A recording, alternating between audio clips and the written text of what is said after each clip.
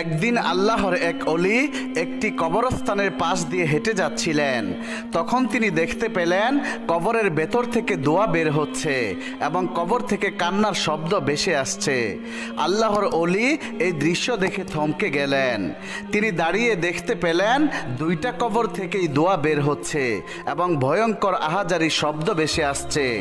এরপর আল্লাহর অলি ওই কবরস্থানের পাশের একটি গ্রামে গিয়ে উঠলেন এবং গ্রামের কিছু লোকজনকে ডেকে বললেন, আপনারা কি বলতে পারেন ওই কবরস্থানে দুইটি নতুন কবর পাশাপাশি দেখা যাচ্ছে, সেই কবরগুলো কাদের কবর? গ্রামের কয়েকজন লোক বলল, কিছুদিন পূর্বে ওই পাশের গ্রামের একটি মেয়ের বাবা মা দুজনেই ইন্তেকাল করেছেন। বাবা চলে যাওয়ার 3 দিন পর মেয়েটির মাও চলে যান, তাদের কবরই ওইগুলো। বুজুর্গ লোকটি তখন বলল, আপনারা আমাকে ওই মেয়েটার নাম ও বাড়ির ঠিকানা দিন, আমি মেয়েটার সাথে দেখা করতে চাই। লোকেরা তখন বলল, হুজুর আপনি কি বলছেন? আপনি কি জানেন কে সেই মেয়ে? সেই মেয়েটি হলো ওই গ্রামের একজন বিখ্যাত নষ্টা মেয়ে।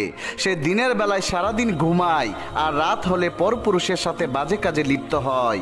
মেয়েটি দেখতে অনেক সুন্দরী, তাই অনেক দূর দূরান্ত থেকে পরপুরুষ এসে টাকার বিনিময়ে তার সাথে মিলিত হয়ে যায়। হুজুর আপনাকে তো দেখতে আল্লাহর একজন বুজুর্গ ব্যক্তির মতো মনে হচ্ছে, আপনি কেন ওই নষ্টা মেয়ের সাথে দেখা করতে চাচ্ছেন? আল্লাহর অলি তখন বলল, মেয়েটি যাই হোক না কেন আমাকে যে তার সাথে দেখা করতেই হবে। আপনারা বলুন আমি কিভাবে মেয়েটির বাড়ি পর্যন্ত যেতে পারি? তখন গ্রামের আরেক দল লোক বলল, হুজুর আমরা জানি না, সব কিছু জানার পরেও আপনার মতো একজন মানুষ কেন ওই মেয়ের সাথে দেখা করতে চাচ্ছেন? মেয়েটি এতই খারাপ চরিত্রের মানুষ যে আপনি যদি তার সাথে দেখা করেন তাহলে মানুষ আপনাকে নিয়ে বাজে কথা বলবে, আপনার চরিত্রে কলঙ্ক লুটাবে। আল্লাহর অলি তখন বললেন, আমাকে মানুষ যাই বলুক না কেন তবু আমাকে মেয়েটির সাথে সাক্ষাৎ করতেই হবে। আল্লাহর অলির বিশেষ অনুরোধে শেষ পর্যন্ত লোকেরা ওই মেয়েটির ঠিকানা বলল। লোকেরা বলল, ওই পাশের গ্রামে যাওয়ার পথে একটি বটগাছ আছে, সেই বটগাছটার বরাবর যে রাস্তাটা গেছে সেই রাস্তার মাথার বাড়িটাই হলো ওই নষ্টা মেয়ের বাড়ি। মেয়েটার নাম গোলাপি। এরপর আল্লাহর অলি ওই মেয়েটির বাড়ির দিকে রওনা করলেন। হাঁটতে হাঁটতে তিনি পথের মাঝে একটি বটগাছ দেখতে পেলেন এবং সেই বটগাছের নিচে একজন লোক বসা ছিল।